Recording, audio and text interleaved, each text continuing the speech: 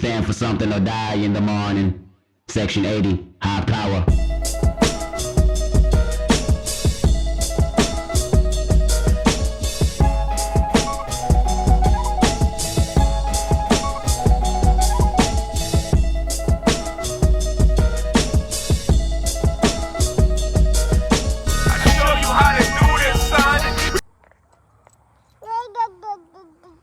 Mm-hmm.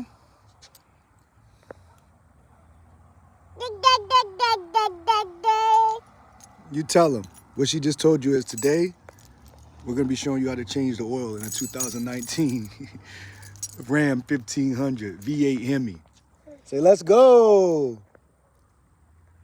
I show you how to do this, son. Hello and welcome back to the channel. Today we're going to be changing the oil on a 2019 Ram 1500 with a V8 engine. We'll also be resetting the engine, the oil, inside the vehicle. This is a skill level 1, user level maintenance task. I'm not a mechanic, so I'm going to show you the ins and outs so that you can have the confidence to do this job yourself. Let's go. Here are some of the tools you'll need for the job.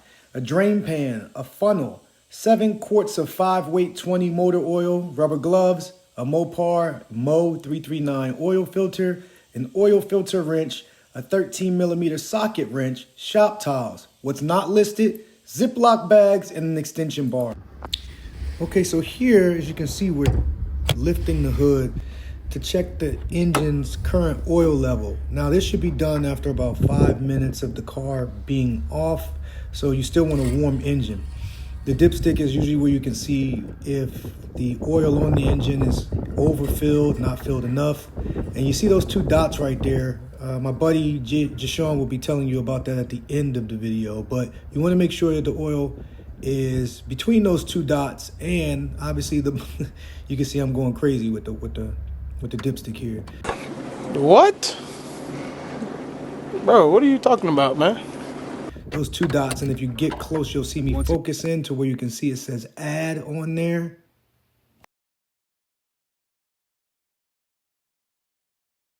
And of course it's upside down, but as you can see, the oil is pretty brown, but there's definitely enough oil in the engine right at this moment.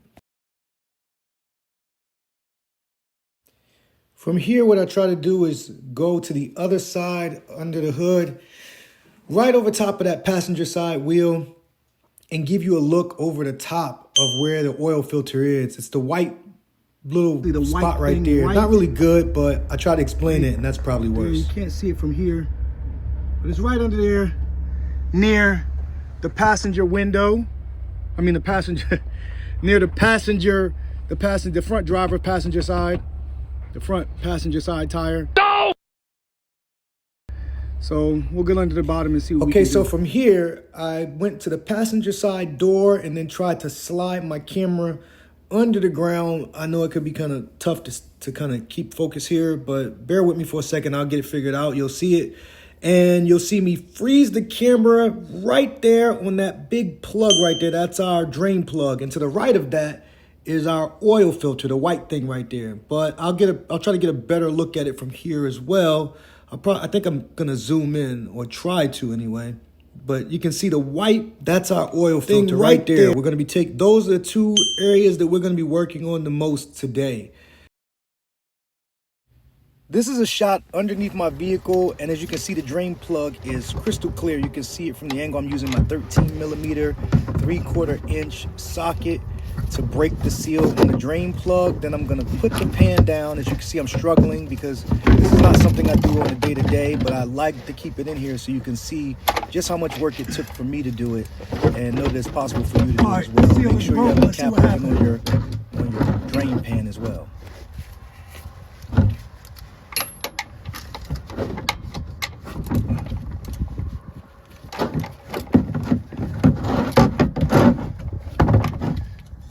It should also be mentioned that my front 2 tires are on the curb to kind of give my vehicle that slant so that the oil comes out.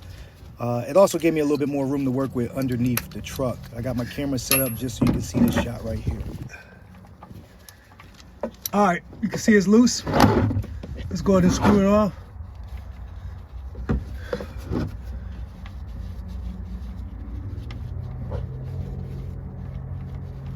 Make sure it's important that you do this like somewhere where if you make a mistake, it's not gonna mess up your vehicle, your driveway, or anything else.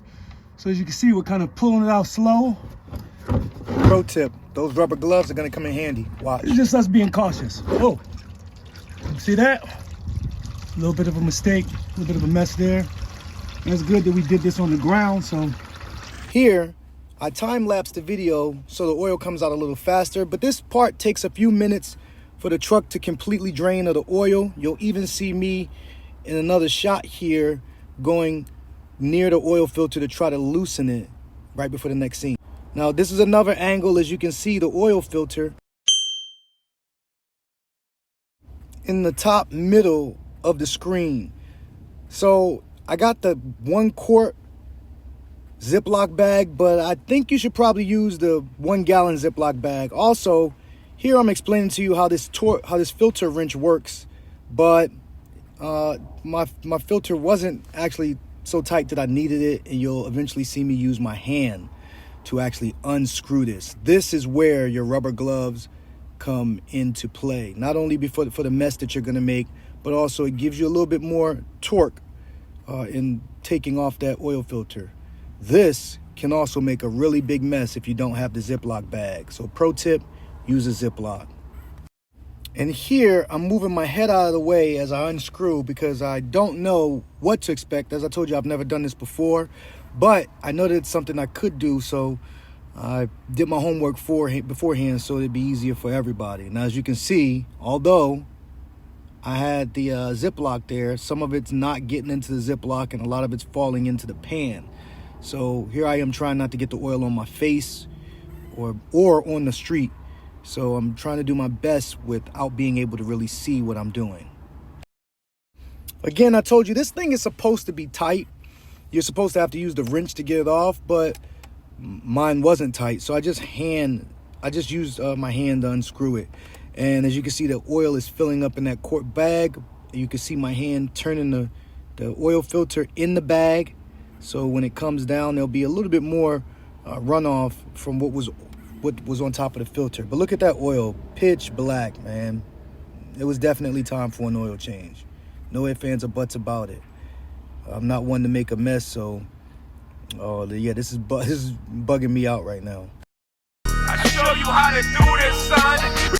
Now it's time to put the drain plug back on the oil pan. And I want to start by saying that because there was no gasket when I took the drain plug off, I did not know that I needed one to put back on. Funny story, one time I drove to Phoenix and back with a few of my friends, and when I drove back, I mean, of course I got the oil changed before I left, but when I drove back, I started noticing droplets in my driveway, and come to find out my drain plug wasn't tight, but it only created about a class 1 leak, which is something you can drive around with. You just won't want the oil in your driveway from it. So I went to go get it tightened because that's what needed to happen. This is a picture of the drain plug that is going to go right back on. Remember, there's no gasket. And also what you're going to see is a 13 millimeter socket wrench, a 3/4 inch socket wrench with a 13 millimeter socket on the end, which is what I'm going to use to tighten the plug. As you can see right here, we zoom in so you can see the number 13. And then we just start cranking.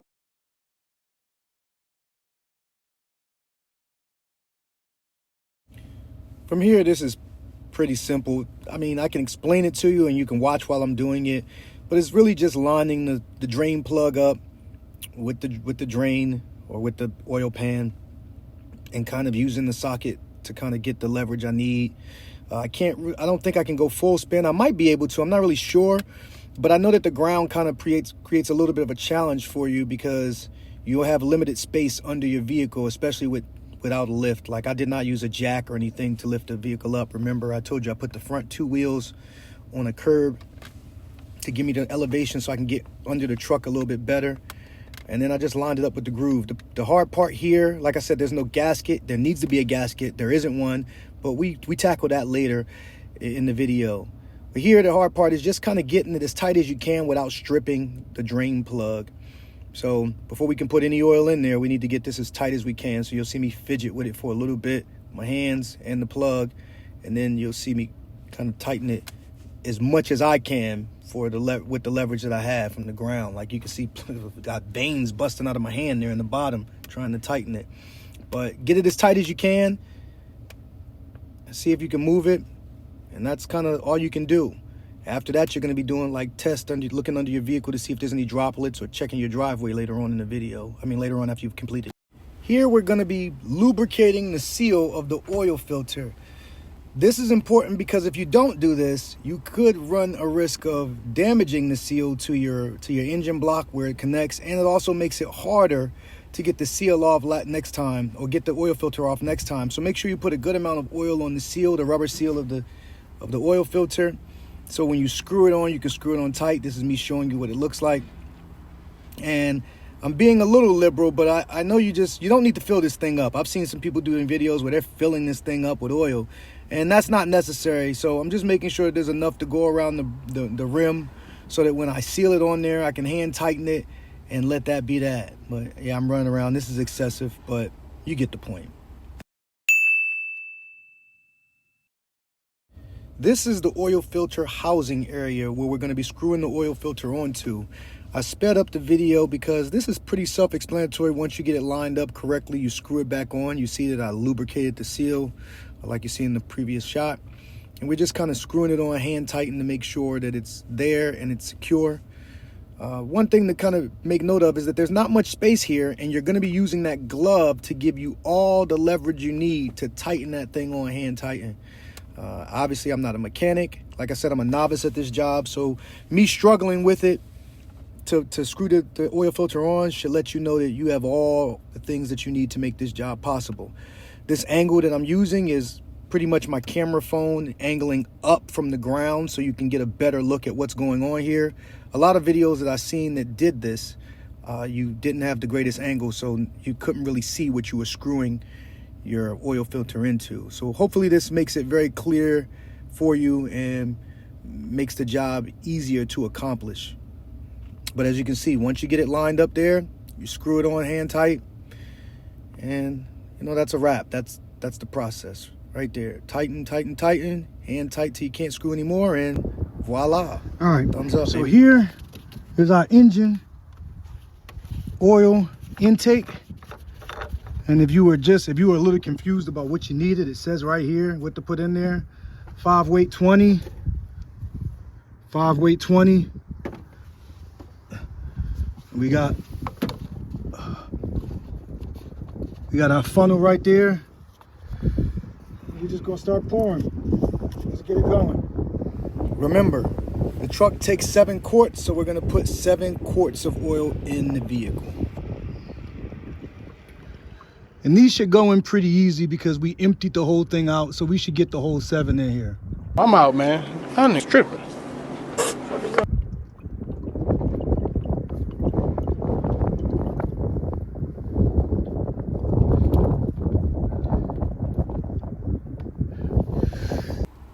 At warp speed, time lapse here, you're gonna see me put the 5 quart of oil in, and then you're gonna see me go behind it with the last 1 quart container.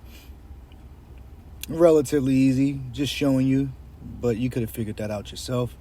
Put the top back on, and voila. Now here you're gonna see me taking the old oil that I took out of the vehicle. Now it's in my drain pan, and I'm pouring it in the old container so I can return it back to the automotive store that I bought the oil from and the supplies. Notice that the oil going into the container, the one's coming out of my vehicle, is pitch black. If you look back at the last scene, it was golden blonde, the oil that I was putting in. So yeah, it was definitely time to change the oil.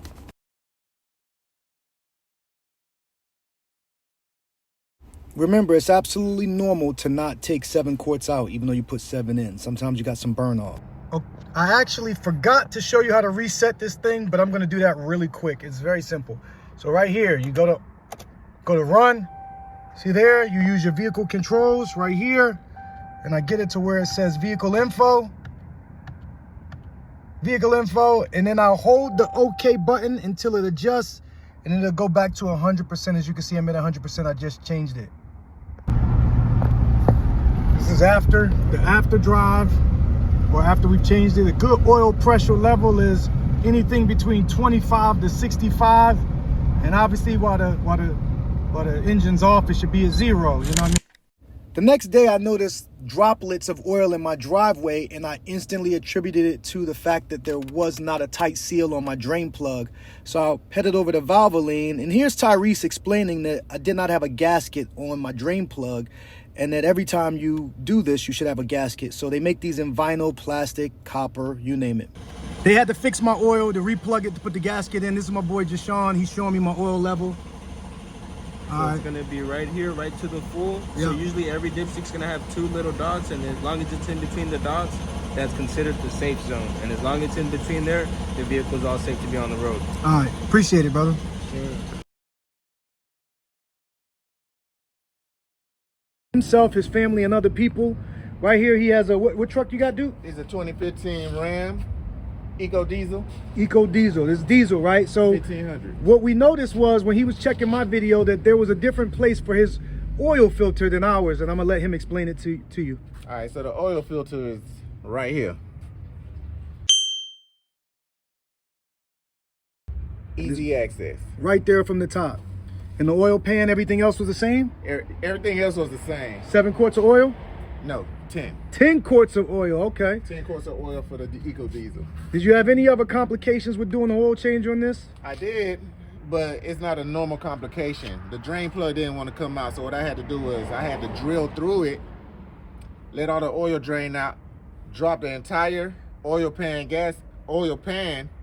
and drill it out, put a new plug in there, and of course, I had to use the oil silicone gasket because I couldn't find any regular gaskets to put it back on the truck. Yeah, and maybe we'll get a video of doing that some other time. Me and Duke are definitely gonna collab on some projects.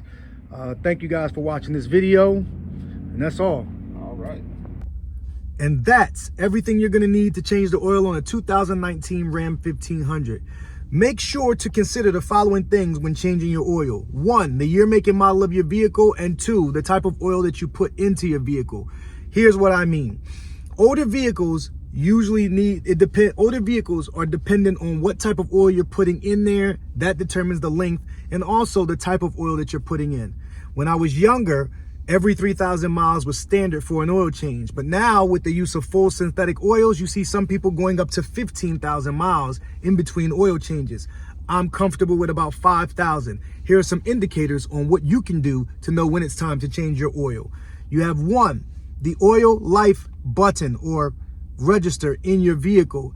When you go to the digital dash, it tells you where your oil life is. I don't know that I sit behind that 100%, but it is a good indicator to use. Number 2, and the one that I feel most comfortable using, is what does my oil look like? When oil goes into your car, brand new, it is amber and translucent, meaning yellowish to brownish, yellow brownish, but see-through. And when it comes out of your car, when it's bad, it'll be brown, dark brown to black and opaque. You can't see through it at all. So that's a good indicator of when to take the oil out of your car. Also, making sure that you have your oil in between 5,000 and maybe 7,500. I don't know. I see some people rough in, they go 1,500 or 15,000, and that's just too much for me. If you have some idea of what should be different, make sure you put it in the comments to let everyone else know and maybe educate me because I'm no mechanic. Now, for everything else, any of your suggestions on things you'd like to see us do on Things My Father Never Taught Me TV, make sure you like, comment, and subscribe. And until next time, see you later. Section 80, high power.